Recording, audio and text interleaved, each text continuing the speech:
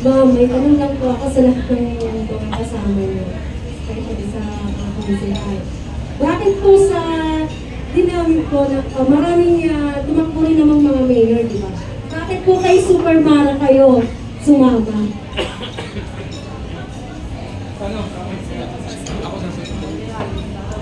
Una ho ang Super Mara Stream.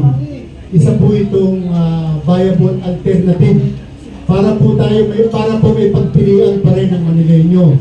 Kung wala pong Super Mara team, kawawa po ang Maynila. Wala po silang pagpipilian. Ano pa pipiliin nila sa kasalukuyang mga tumatakbo? Parang po tayo pabalik, para tayong tsubi mo, pabalik-balik. So ako po, tumakbo rito, sumama rito, bakit po? Ang nakita ko po ay isang viable alternative para ma-actually.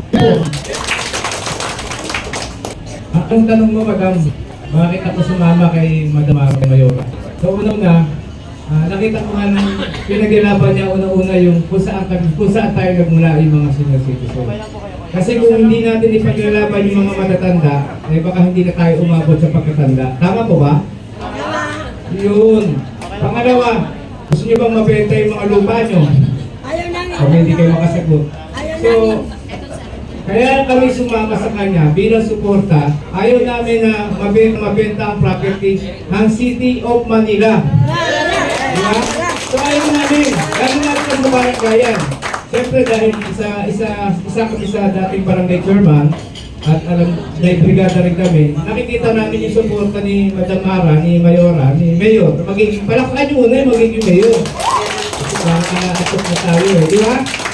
So pag si Mayor ang nanalo, sa kailangan suportahan nyo rin kami para lahat ng bill na ipapasa namin ay matulungan yung mga magandang magiging Mayor.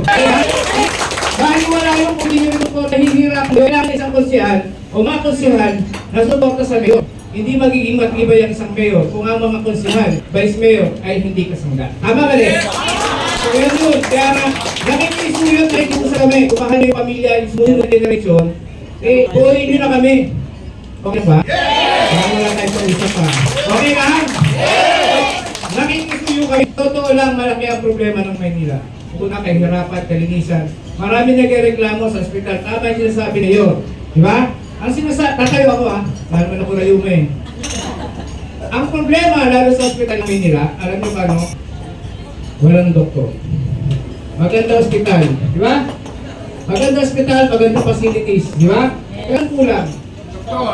Bakit? Kasi hindi naman nagdagdag ng personal services Diba?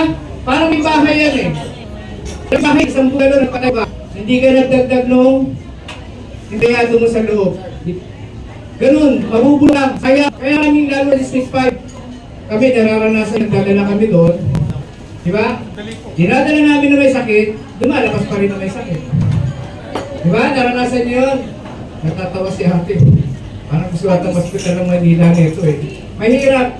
Sa totoo lang, kami, tested namin yan, lalo kami mga naging barangay chairman. Natatakbo kami doon. Diba? Isa pa, natapos yung termino namin sa 13 years. Nag-officials kami ng barangay, mahirap pa rin. Diba? So kung matutulungan nyo, sa tingin ko lang, yung mga adhikain, yung mga Mantos family, diba? Natatandaan yung katiwa? Ako hindi ko inabot yun SM na kasi inabot ko kasi sa So, yun ang gusto ko sanang mailambing sa ating magiging mayor. May balik yung mga ganung pagkakataon, yung mga panahon ng mga Marcoses, yung mga murang produkto, di ba? Para yung mga bata, makakain din ng maayos kasi pag ang mga magulang may trabaho, makakabili ng maraming pagkain. Pagpasok sa isahan, di ba, talento ng bata. So, yun, gusto lang yung mga pinatanong ng bata. So, maraming salamat. Mabuhay po ang ating mayor. Parang wala ko pumapalakpak. Mabuhay po ang ating magiging vice mayor. Sana, suportahan nyo yung mga konsihan natin. Pagkawa tayo sa pintingan nyo. Isa pa ko sana, nakita ko yung support niya lalo sa kulang. Napaka-importante. Lalo sa mga klase, lalo baranggayan. May mga itatakot hindi. Marami wala kang papag-usapan. Tama ba rin? Pero pag namatay na, nakikipagtibig pa. Di ba? So hindi natin kailangan umabot sa punto na yun. So kung yung bawat barangay magkakaroon ng bula at may titraining natin, mas marami ang may isusurvive na buhay. Hindi tayo pro-life tayo. Maraming salamat sa inyo. Thank you.